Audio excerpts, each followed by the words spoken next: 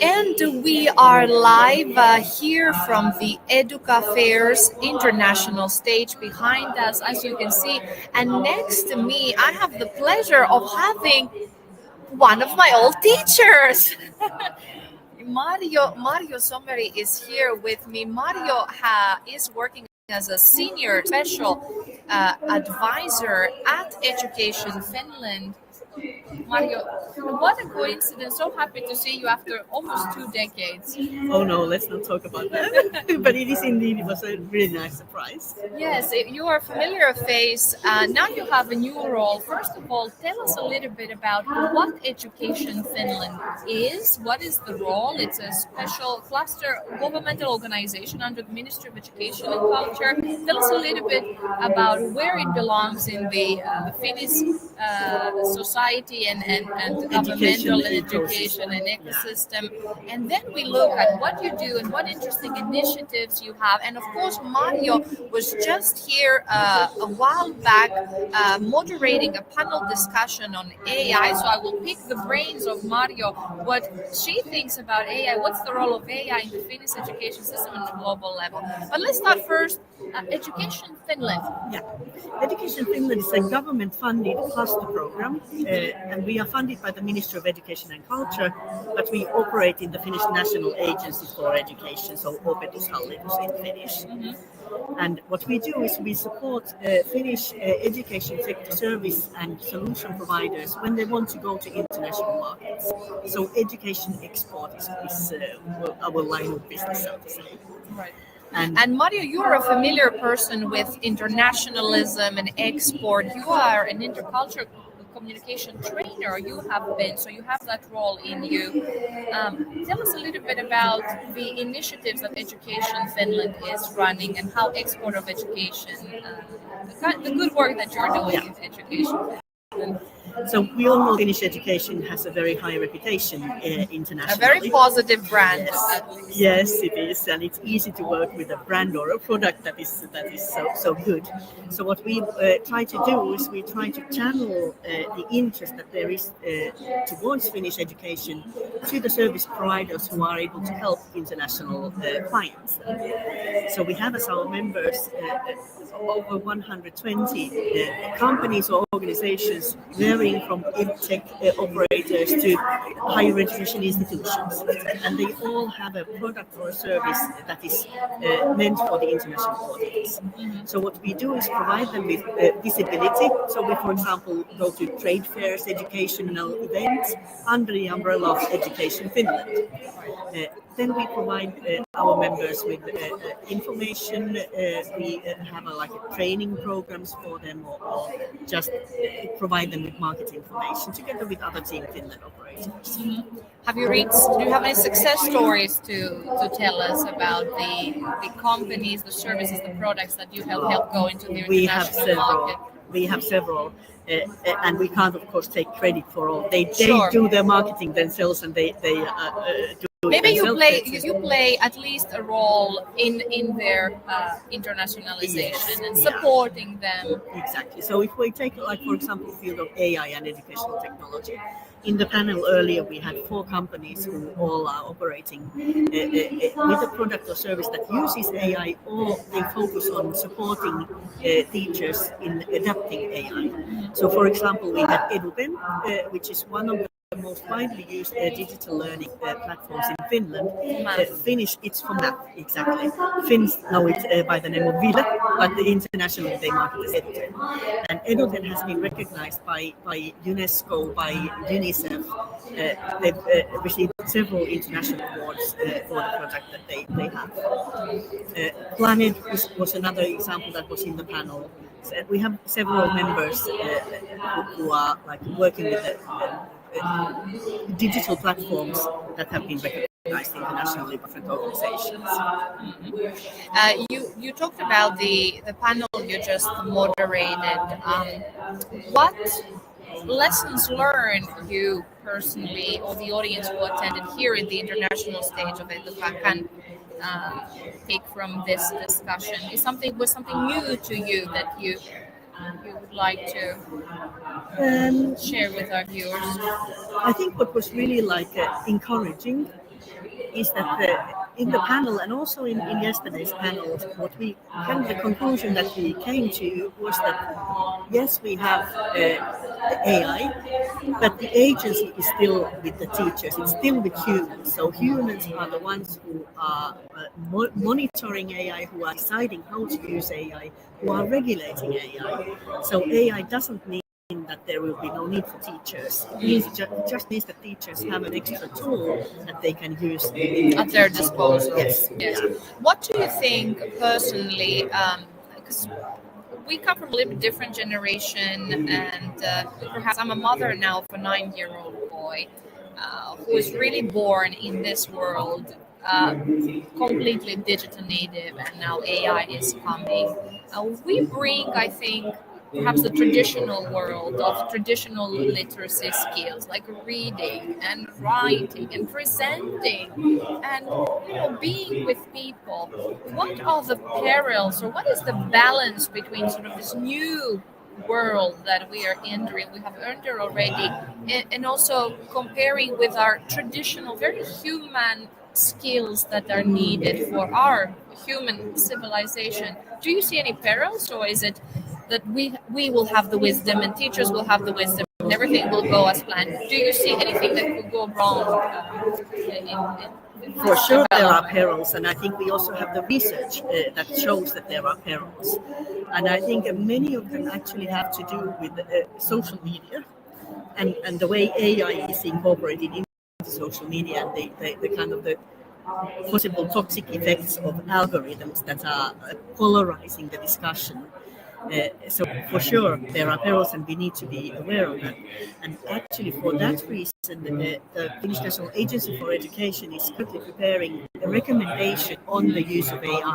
And we will touch upon these and give like guidelines on what would be like a healthy or a positive use and how to mitigate the possible risks.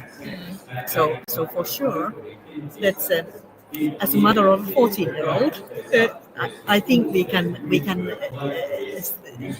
also be confident that the children, they are still communicating with each other person to person.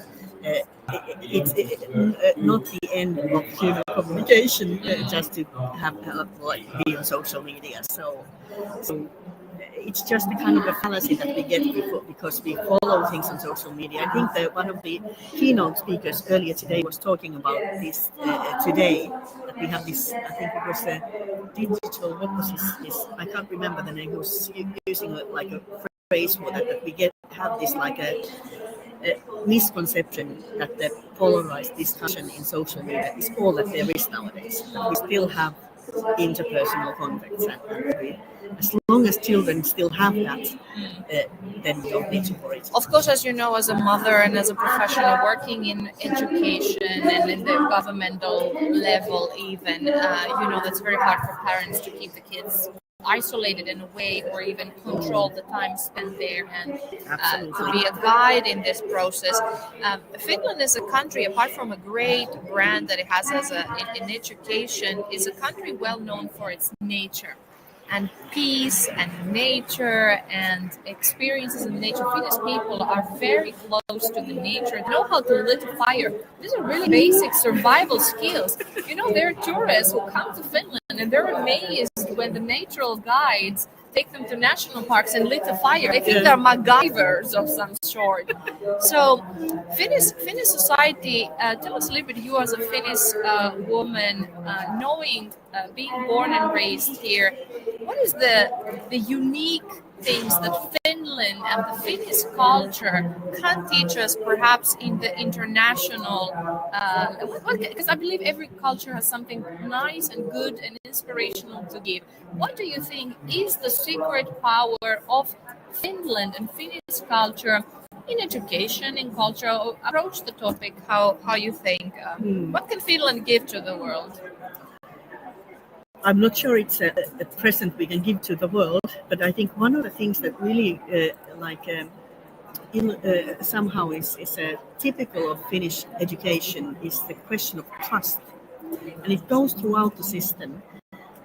We trust our teachers, and they can teach. They have a lot of autonomy in schools. They can teach in a way that they see best, that fits best their student groups. We don't have like an inspection system, and the question of trust goes from the national level to local level, and from the grassroots up from to the the grassroots up. So I think the question of trust is something that really characterizes Yes. the Finnish education system. But that is not something that we can give to the world. It is like a societal phenomenon. We are a trust-based society. So likewise, many of the other Nordic countries are similarly trust-based societies. Yes. But I think that is something that is typical of our system. Yeah. And then you mentioned this whole relationship that Finns have nature. And I think the way we have incorporated that in the education system, and we try to take our children out to nature. Even though it's -10, snow has fallen, rain is falling, doesn't matter. There's no bad weather. It's only bad clothing, as Exactly. Finns say. Exactly. Yeah. So we see it from the kindergarten children, especially, who spend every day they are outside In the mud, soaking wet. Yeah. But they learn, and I think that's important. They learn in a kinesthetic way. I must say, I'm a Greek myself, living in Finland 20 years. I'm an educator, a mother, a teacher, and journalist. And being a Greek, my mental software,